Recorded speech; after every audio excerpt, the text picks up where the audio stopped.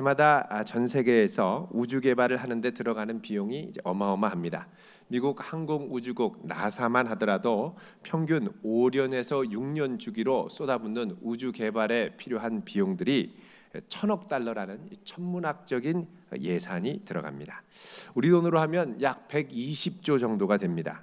이런 예산이 투입되었기 때문에 이 아폴로 우주선을 달에 착륙시키기도 했고, 또 우주 왕복선을 또 우주에 띄우기도 했고, 또 우주 왕복선에 허블 망원경을 신고 대기권에서 지상으로부터 무려 610km나 떨어진 이 대기권 밖으로 설치를 할 수 있었습니다. 왜 사람이 살지도 않는 이 우주에, 또 생존율이 제로가 되는 이 우주에 이렇게 어마어마한 돈을 쏟아부을까요?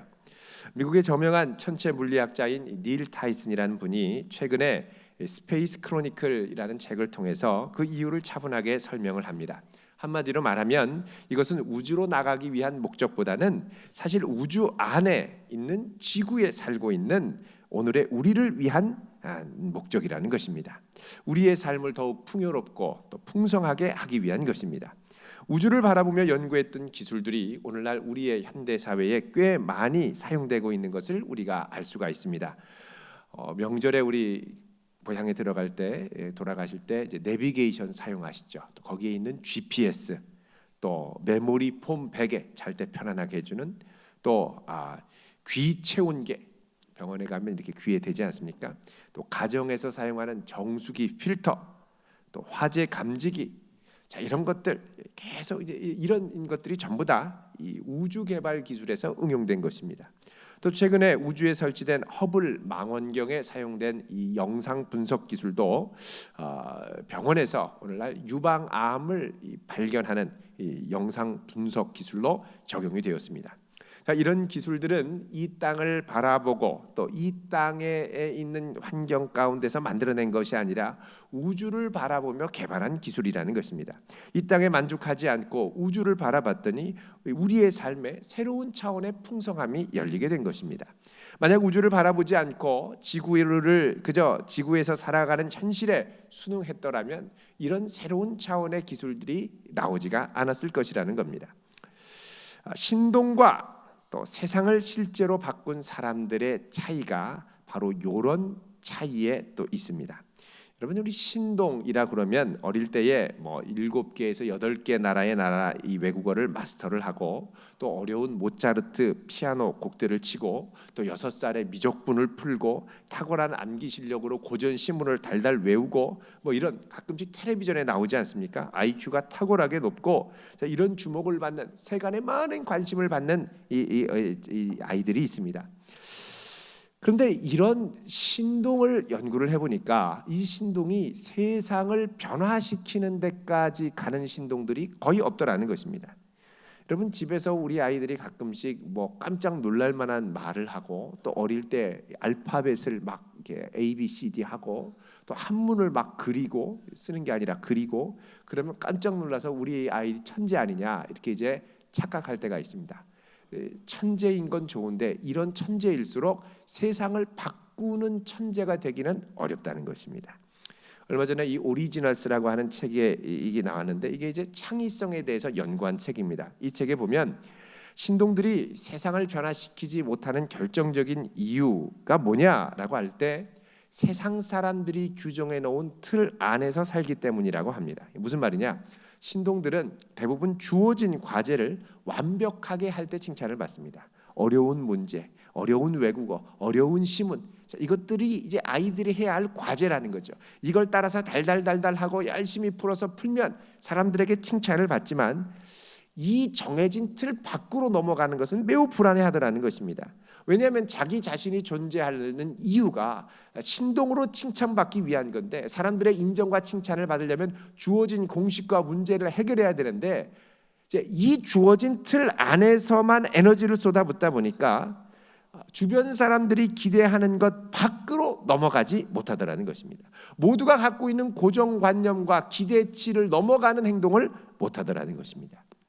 그래서 신동들은 주변 사람들이 기대하는 인생 해석을 그대로 받아들이기 때문에 세상을 바꾸지 못한다는 것입니다.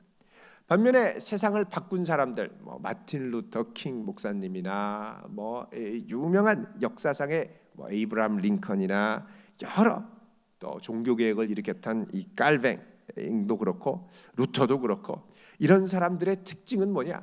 다른 사람들이 가지 않는 길, 주목하지 않는 길, 온갖 비난과 실패의 가능성이 가득한 길을 위험 감수를 하고 기꺼이 갔던 사람들입니다. 불편하고 좁은 길을 갔을 때 거기에서 세상을 바꿀 수 있는 독특한 길, 커다란 실마리를 만나게 된 것입니다. 이런 길을 갔던 사람들은 종종 현실에 순응하지 않고 다른 관점으로 새로운 길을 기꺼이 나아갔던 사람들이라는 것입니다. 여러분, 이것은 우리의 신앙생활에 있어서도 마찬가지입니다. 하나님께서 우리를 종종 세상의 빛과 소금으로 부르십니다. 여러분, 세상의 빛과 소금으로 불렀다는 건 뭐냐? 세상 사람들이 동의하고 세상 사람들이 따라가는 것과는 다른 방식의 삶으로 부르셨다는 것입니다. 그렇기 때문에 우리가 이 땅의 빛과 소금으로 살아간다는 건 뭐냐? 세상이 바라보는 관점과는 다르게 보고 세상이 살아가는 방식과는 다르게 살아가야 한다는 것을 의미합니다. 우리가 세상의 관점에서 순응해서 살아가다 보면 절대 빛과 소금으로 살아갈 수 없는 것입니다. 오늘 우리가 이렇게 이제 또 예배의 자리로 나오지 않았습니까? 주님의 전에 나와 이 소중한 시간, 우리의 소중한 비용을 쏟아 부으면서 주님을 예배하는 것, 세상 사람들이 볼 때 낭비일 가능성이 큽니다. 여러분, 세상 사람들이 바라볼 때 이렇게 예배 드리는 거 어리석어 보이죠. 여러분, 그들의 관점으로는 세상의 인정과 성취를 얻는 것이 훨씬 더 중요하게 생각되어집니다. 이 예배 드리는 건 그렇다고 생각을 못하는 것입니다. 그러나 우리의 시선이 하나님을 향하여 집중할 때 내 좁은 시야로만 바라보던 나의 생이 새롭게 해석되고 풍성해지는 것을 경험할 수가 있습니다. 절대 세상에서는 얻을 수 없는 관점, 세상에서 인정받는 것과는 전혀 다른 더 높은 차원의 인생에 대한 해석을 얻을 수 있게 되는 것입니다. 오늘 본문에 등장하는 이 요셉, 오늘 본문에서 자기의 인생에 대한 새로운 차원의 해석을 경험하게 됩니다. 요셉은 온갖 고생 끝에 애굽의 총리의 자리에 이르게 되었습니다. 당시 세상에서 최고의 강대국으로 인정받는 애굽의 넘버 2 총리가 되었습니다. 그야말로 사람이 오를 수 있는 최고의 자리에 최고의 실력자가 된 것입니다. 인간적인 관점으로는 최고의 성공을 거두었습니다. 최고의 출세를 거두었습니다. 만약에 요셉이 이 애굽에서 이 애굽의 풍조, 세상의 풍조에 휩쓸려서 나의 생은 이것으로 성공이야, 이것으로 멋지게 끝난 거야, 이것으로 멋지게 마무리되는 거야, 이렇게 생각했다면 사실 요셉은 애굽의 총리 이상의 삶을 살지 못하게 됩니다. 그 총리로 끝나는 거죠. 여러분, 총리로 끝나면 그 당시에는 유명했을지 모르지만 두고두고 요셉을 기억하는 사람은 없었을 것입니다. 요셉이 오늘날까지 기억되고 많은 사람들이 이 요셉의 삶을 연구하고 교훈을 얻고 은혜를 얻는 이유는 뭐냐? 그가 세상의 풍조와는 다른 새로운 인생 해석을 바탕으로 다른 사람들이 가지 않는 좁은 길, 불편한 길, 그러나 이것을 통하여 많은 사람들을 구원에 이르게 하는 길로 갔기 때문에 그렇습니다. 자기의 인생만을 살면, 또 내가 꿈꾸는 성공과 성취를 위해서만 살면 그것은 절반의 인생만을 사는 것입니다. 성경은 이게 다가 아님을 말씀합니다. 요셉에게는 아직 애굽의 풍조와는 다르게 세상의 빛과 소금으로 살아가야 할 사명이 있고 하나님의 계획을 성취해야 할 사명이 있었습니다. 자, 이것이 있다라는 것을 보여주는 실마리가 뭐냐? 바로 요셉에게 아직 완벽하게 해석되지 않은 두 개의 꿈이었습니다. 요셉은 애굽에 온 이후로 많은 사람들의 꿈을 해석해 줬습니다. 그러나 정작 자기 자신에게는 아직까지 해석되지 않은 두 개의 꿈이 있었습니다. 여러분, 우리가 세상에서 빛과 소금으로 성도로 살아갈 때 많은 이들을 돕고 그들의 문제를 해결해 주면서 살아갑니다만 정작 우리 자신은 아직까지 해결되지 못한 문제에 사로잡혀 이걸로 씨름할 때가 많이 있습니다. 이걸 씨름하려면 어떻게 해야 되느냐? 내 힘과 세상 풍조와 방식으로 해결하는 것이 아니라 하나님이 바라보시는 관점으로 내 인생이 새롭게 해석될 때 이 문제를 해결할 수 있는 새로운 실마리를 얻게 될 수 있다는 것입니다. 자, 요셉이 꾸었던 꿈이 무엇입니까? 창세기 37장 7절과 9절에 나오는 두 개의 꿈입니다. 우리 한번 이 시간 살펴보도록 하겠습니다. 창세기 37장 7절 9절입니다. 37장 7절 같이 읽어보겠습니다. 시작. 우리가 밭에서 곡식 단을 묶더니 내 단은 일어서고 당신들의 단은 내 단을 둘러서서 절하더이다. 자, 꿈에서 이 요셉의 단이 곡식 단이 일어났는데 형제들의 곡식 단이 요셉의 단을 둘러서서 절을 하더라는 것입니다. 자, 이 이야기를 했을 때 당시의 형들의 반응이 어땠느냐? 8절에 보면 내가 참으로 우리의 왕이 되겠느냐? 참으로 우리를 다스리게 되겠느냐? 이러면서 요셉을 미워했죠. 근데 그게 지금 현실로 서서히 다가오고 있는 것입니다. 자, 또 다른 꿈은 9절입니다. 같이 읽습니다. 시작. 요셉이 다시 꿈을 꾸고 그의 형들에게 말하여 이르되 내가 또 꿈을 꾼즉 해와 달과 11별이 내게 절하더이다 하니라. 아멘. 자, 또 다른 꿈을 꿨는데 이때는 뭐냐? 해와 달과 11별, 10개의 별이 아니라 11별, 모두 이제 11명의 형제들이 나에게 와서 절을 하더라는 것입니다. 자, 이 두 개의 꿈이 도대체 무엇일까? 요셉은 계속 살아가면서 중간중간 이 꿈을 떠올리며 궁금해했던 것 같습니다. 그런데 오늘 본문 말씀에 보면 예기치 못했던 때에, 요셉이 마음에 단단히 준비할 때가 아니라 전혀 예상하지 못했을 때에 예상하지 못했던 방식으로 요셉의 이 꿈이 성취되는 것을 우리가 볼 수가 있습니다. 바로 이 요셉이 꾸었던 첫 번째 꿈, 곡식단이 자기에게 절하는 것이 100% 완벽한 것은 아니지만 부분적으로 꽤 많은 부분이 성취되는 것을 볼 수가 있습니다. 오늘 말씀 6절 후반부에 보면 이렇게 말씀을 하죠. 요셉의 형들이 와서 그 앞에서 땅에 엎드려 절하매, 이렇게 되어 있습니다. 자, 이들이 형제들이 요셉에게 와서 땅에 엎드려 절을 하더라는 겁니다. 미리 마음에 준비한 것도 아니고 갑자기 와서 절을 하는 거예요. 물론 이 형들은 지금 자기가 절하는 사람이 요셉이라고 생각하지 않았습니다. 애굽 총리라고 생각했습니다. 절을 한 건 그를 경배하고 통치자로 인정하지만 그가 내 동생이라는 생각을 못했던 것이죠. 그저 곡식 얻기 위해서 총리에게 절한 것뿐이었습니다. 그런데 요셉은 이 형들이 와서 갑자기 와서 절을 하는데 이걸 보고 이들이 자기의 형임을 한눈에 알아봤습니다.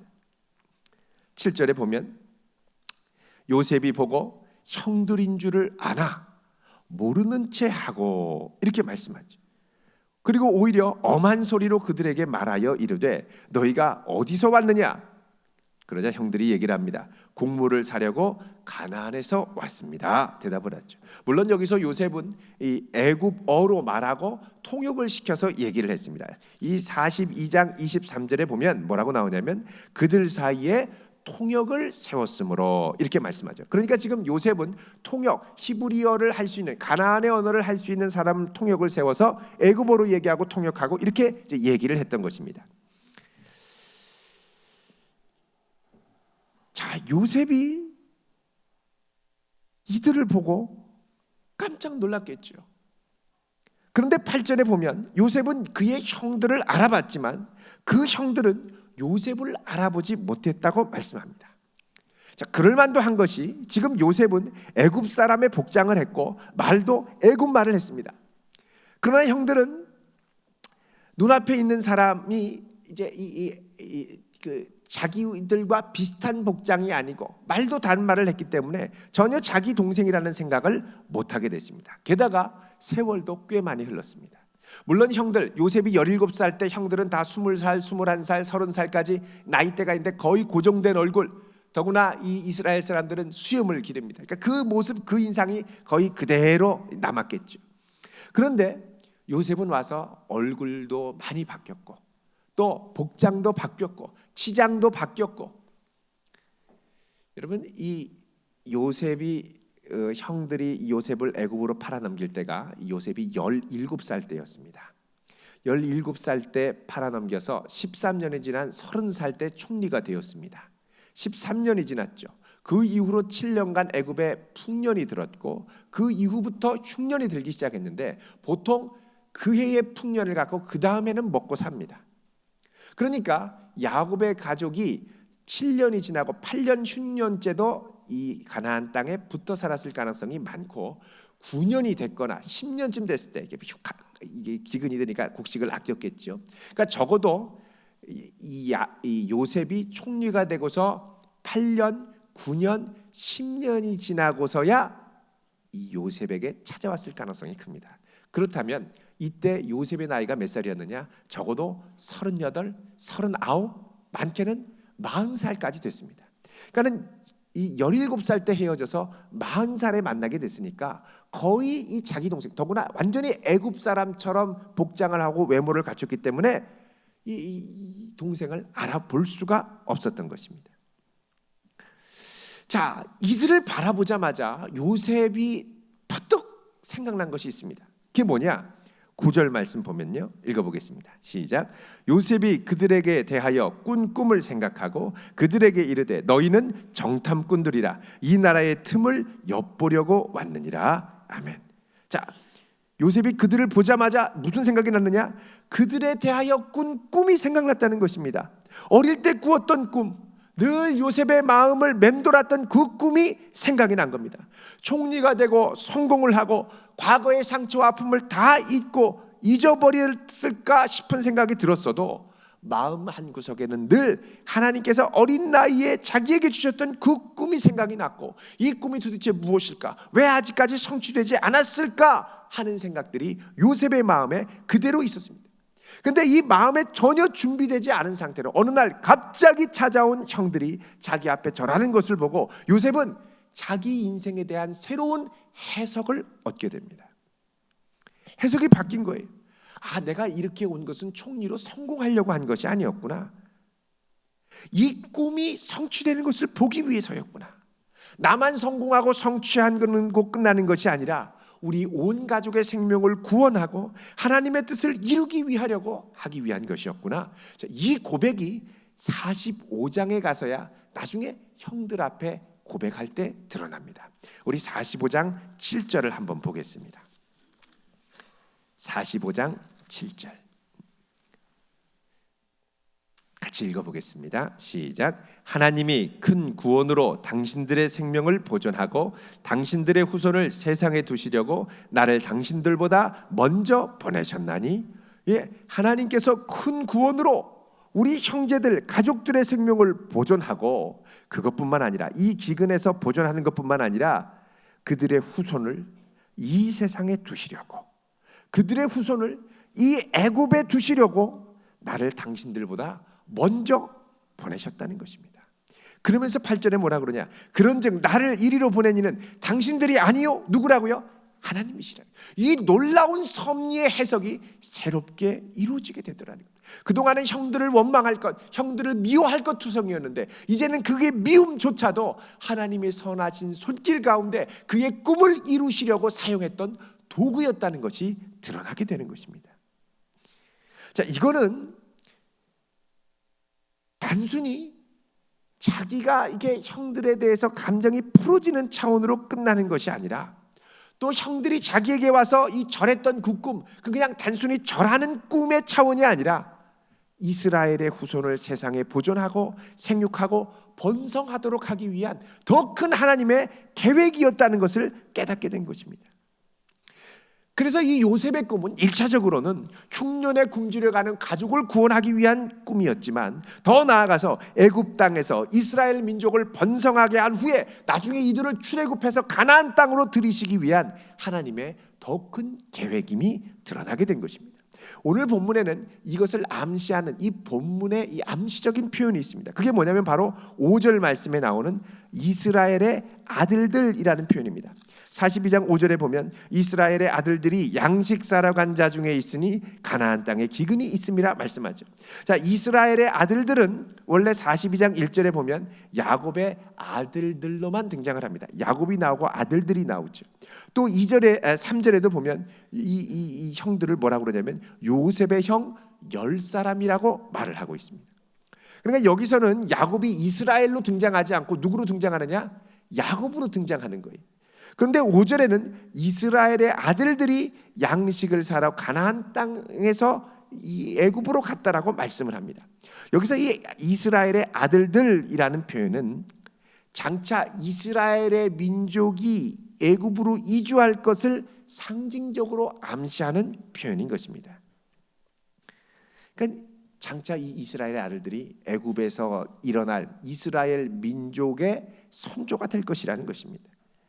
자, 여기까지 이르자 이제 요셉의 인생이 새로운 차원으로 해석이 되기 시작합니다. 총리가 된 것이 하나님의 꿈을 이루는 통로고 발판이라는 것이죠.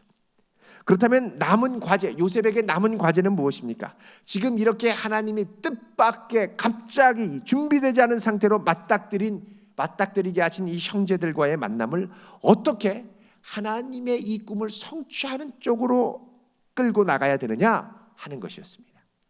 자, 요셉의 생이 이렇게 해석이 되니까 요셉의 인생은 이제 새로운 방향으로 달려가기 시작합니다.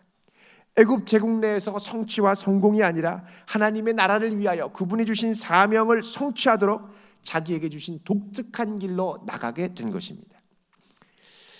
자, 여기 이제 9절에 보면 요셉이 그들에게 대하여 꾼 꿈을 생각하고라는 표현이 있습니다.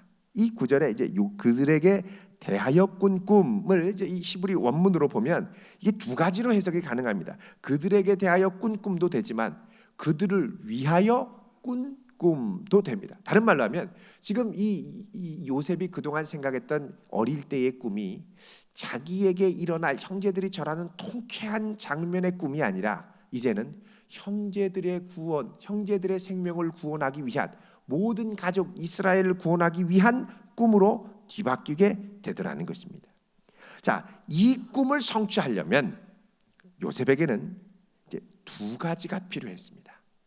뭐 있느냐면 첫 번째는 지금 형제들이 와서 자기에게 절을 했지만 10명만 절했습니다. 원래 형제들은 11명입니다. 한 명이 더 와서 절을 해야 이 꿈이 온전하게 성취가 됩니다. 베냐민이 빠진 거예요. 막내 동생 베냐민은 야곱의 친동생이었습니다. 그러니까 어머니 라헬, 야곱이 제일 사랑했던 아내가 라헬이었는데 이 라헬이 난 두 자녀 중에 요셉이 있었고 그 다음에 베냐민이 있었습니다. 요셉은 팔려갔고 베냐민은 집에 있었죠. 근데 아버지가 혹 이 베냐민을 잃어버릴까 봐 절대 밖으로 보내지 않았습니다. 그래서 형들 10명만 보내게 된 겁니다. 자, 요셉에게 이 꿈이 하나님이 어릴 때 주신 이 꿈이 온전히 성취되려면 10명이 아니라 11명이 와서 절을 해야 됐습니다. 두 번째, 이 꿈이 성취되려면 단순히 형들이 나에게 절하는 차원을 넘어서 모든 민족의 구원까지 나가는, 온 이스라엘의 구원까지 나가는 꿈이 성취되려면 형제들이 서로 한 마음과 한 뜻이 되어야 됐습니다. 그러니까 형제들의 진심이 무엇인지를 알아야 됐습니다. 그동안 떨어졌던 20년 동안 과연 형들의 마음이 어떻게 변했는지, 과연 예전처럼 여전히 미워하는 사이가 됐는지, 아니면 과거를 후회하고 회개하는 마음이 되었는지 이거를 알아봐야 됐습니다. 그래야 아버지와 함께 모시고 와서 이 형제들의 애굽에 정착한다 하더라도 하나됨을 이루며 한 이스라엘로 준비되며 나갈 수 있는 것입니다. 자, 이것을 위해서 이제부터 요셉은 이 형들을 거칠게 몰아붙이기 시작합니다. 9절 중반에 보면 이렇게 이야기를 합니다. 요셉이 그들에게 말하죠. 너희는 정탐꾼들이라. 이 나라의 틈을 엿보려 왔느니라. 이게 한 번만 말하는 게 아닙니다. 여러분 12절에 보셔도 요셉이 그들에게 이르되 아니라 너희가 이 나라의 틈을 엿보러 왔느니라. 또 정탐꾼으로 몰아갑니다. 14절에도 보면 내가 너희에게 이르기를 너희는 정탐꾼들이라 한 말이 이것이라 얘기를 하죠. 16절 끝에 봐도 그리하지 아니하면 너희는 과연 정탐꾼이냐. 동생 베냐민을 데려오지 않으면 너희는 정탐꾼임에 틀림이 없다. 자, 이렇게 하면서 형들을 몰아갑니다. 자, 형들의 입장에서는 이 애굽 최고의 권력자가 자기를 스파이로 보고 정탐꾼으로 보고 막 밀어붙이니까 얼마나 불안하겠습니까? 자칫하면 감옥 속에서 평생 썩거나 아니면 죽음을 당할 수가 있는 상황이었습니다. 당시 중동에서는 종종 이 여러 명의 상인들이 함께 몰려 이걸 이제 캐러반이라고 그러죠. 이 캐러반을 이루면서 이 중동에서 이 나라와 나라를 돌아다니면서 무역 상행위를 했었습니다. 그런데 이런 상인들이 이제 가는 국경이 언제든지 뭐 통과가 되고 열어주고 하니까 이들을 포섭해서 이들을 스파이로 첩자로 삼으려는 움직임들도 꽤 있었습니다. 그 상인으로 가서 첩자가 돼서 잡혀서 죽임을 당하는 경우도 종종 있었습니다. 그러니까 이제 요셉이 이들을 첩자로 몰아가는 것도 충분히 타당성이 있었던 것이죠. 자, 이런 상황에서 요셉이 이들을 첩자로 몰아가니까 드디어 이제 형제들이 자기 집 사정, 원래 사정을 이제 털어놓기 시작합니다. 13절입니다. 시작. 그들이 이르되 당신의 종 우리들은 12형제로서 가나안 땅 한 사람의 아들들이라. 막내 아들은 오늘 아버지와 함께 있고 또 하나는 없어졌나이다. 집안 사정을 그대로 얘기합니다. 우리가 모두 12형제인데 한 명은 사라졌고 한 명은 아버지와 함께 있습니다. 근데 여러분, 사라졌다라는 그 말 상당히 아이러니하죠. 사라진 줄 알았는데 지금 눈을 뜨고 그 앞에 있는 것이죠. 몰라서 그렇습니다. 자, 요셉은 형제들에게 말합니다. 만약 너희들의 말이 진실이라면 너희들에게 있는 그 막내 동생을 데리고 와라. 그러면 진실임을 믿겠다. 단 너희 형제 중에 한 명만 가고 나머지는 여기에 갇혀 있어야 된다. 누가 가서 데려올지를 정해라. 그리고선 이 형제 전부를 3일 동안 감옥에 가두어둡니다. 자, 이 3일 동안 있는 동안 형제들은 그동안 꽁꽁 묻어두고 누구도 이렇게 얘기하지 않고 덮어두었던 과거의 잘못들이 생각났을 겁니다. 자기의 생이 이렇게 살아가면 될 줄 알았는데, 이렇게 묻어버리고 살아가면 될 줄 알았는데, 이렇게 묻고 가는 인생이 다가 아님을 깨닫게 된 겁니다. 이렇게 평범하게 그냥 묻어버리고 과거의 잘못을 잊어버리고 그냥 지나가면 될 줄 알았는데 이것으로 내 인생이 다가 아님을 깨닫게 된 것입니다. 그러니까 두 인생의 새로운 해석이 만나게 될 준비를 하는 겁니다. 형제들의 인생이 새롭게 해석되고 요셉의 인생도 새롭게 해석되면서 준비가 되기 시작하는 것이죠. 자, 이런 과정을 통해서 형들의 마음이 드러나고 또 하나님이 주신 인도하심, 꿈의 성취가 점점점 가까워지는 것을 우리가 앞으로 읽어가면서 또 경험할 수 있게 됩니다. 우리가 신앙생활을 하면서 성취감을 맛볼 때가 있습니다. 간절히 우리가 구하던 기도 제목이 응답받을 때가 있고 또 삶의 문제가 해결될 때가 있습니다. 또 직장에서 승진하고 사업과 일이 잘 풀릴 때가 있습니다. 자, 이럴 때 우리는 흔히 뭐라고 표현하느냐? 나는 주님께 은혜를 받았다라고 표현을 합니다. 은혜를 받았다. 여러분, 그러나 하나님의 은혜가 외부에서 주어지는 선물의 차원에서 멈춘다면 우리는 절반의 은혜만을 받은 것입니다.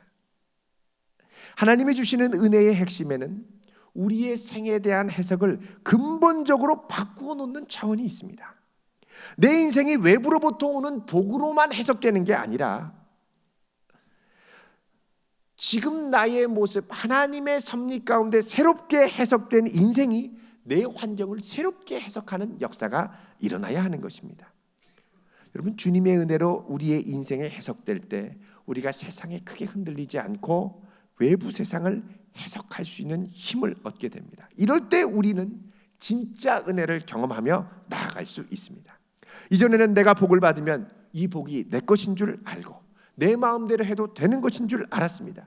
외부에서 주어진 환경과 성취 때문에 이전보다 더 많은 성취, 더 많은 복을 향해 달려가려고 했었습니다. 그러다 보면 우리는요, 종종 이 성취라는 것에 대해서 착각을 하게 됩니다. 내 능력과 내 성공이라고 생각하다 보니까 점점 더 사람들에게 인정받고 사람들에게 자랑하고 싶은 마음이 들고, 이렇게 되면 하나님은 나를 그냥 도와주시는 분, 내가 원래 능력이 있는데 하나님은 나를 옆에서 그저 보조하고 도와주신 분으로만 생각할 때가 많이 있게 됩니다. 그러나 우리는 여기서 멈추지 말고 조금 더 깊은 곳으로 가야 됩니다. 하나님의 은혜를 온전히 체험하면 우리는 나를 바라보는 시선, 또 세상을 바라보는 시선이 달라집니다. 저는 내가 힘 있고 능력 있는 존재인 줄 알았는데 이제는 내가 능력 있는 존재가 아니라 주님의 은혜로 부름받은 존재임을 깨달을 수 있게 됩니다. 저는 내 힘으로 모은 소유, 내 힘으로 모은 재산인 줄 알았는데 이제는 내 삶의 모든 소유가 하나님이 주신 선물임을 깨닫게 됩니다. 이전에는 외부 상황이 다 문제고 골칫덩어리라고 생각했는데 이제는 그 문제들보다 문제를 문제로 바라보는 내가 더 큰 골칫덩어리고 내가 더 큰 문제임을 깨닫게 되고 해석하게 됩니다. 더 나아가서 하나님이 주신 복이 복으로 끝나는 것이 아니라 더 놀라운 그분의 뜻을 이루기 위한 기초가 되는 것으로 새롭게 해석이 되는 것입니다. 진정한 은혜는 내 삶의 해석을 바꾸어 버립니다. 이거는 단순히 내 과거의 상처가 아물고 잊혀지는 차원이 아닙니다.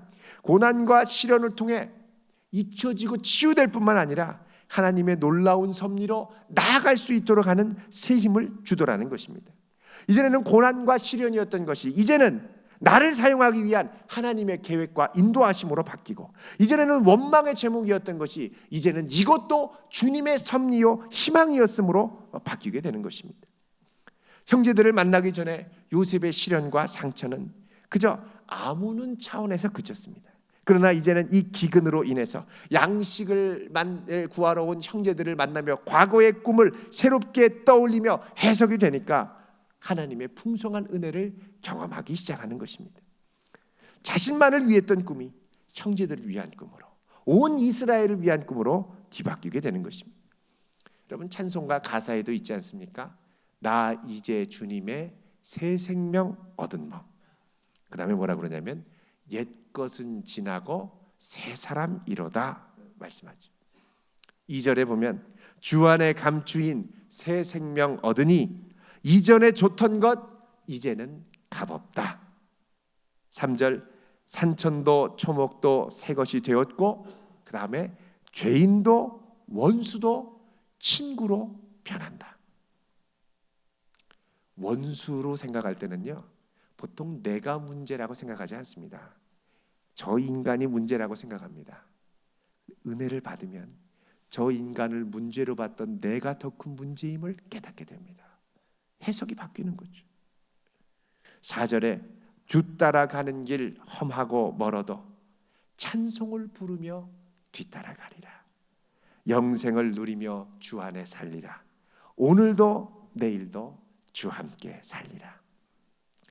여러분, 우리가 스스로 생각할 때 내가 많은 은혜를 받은 사람입니까?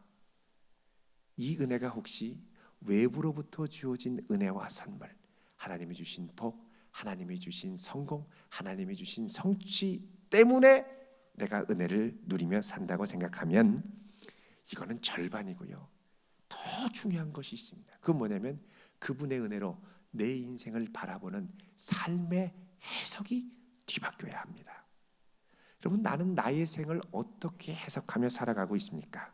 자꾸 세상과 견주어서 힘들어하고 또 내가 갖고 있는 소유를 보면서 초라하게 느끼고 힘들어하지 않습니까?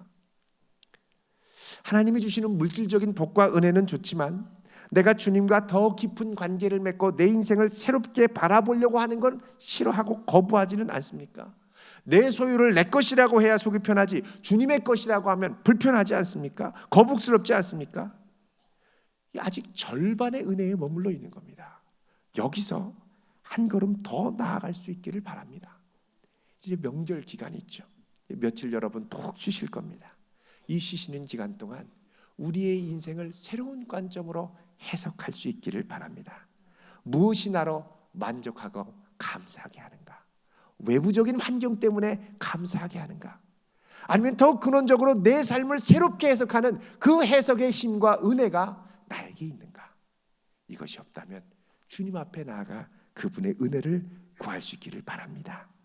우리의 생이 새롭게 해석될 때 주님 앞에 아름답게 더 깊은 차원으로 귀하게 쓰임 받을 수 있는 복된 성도 되시기를 주님의 이름으로 축원드립니다. 기도하겠습니다.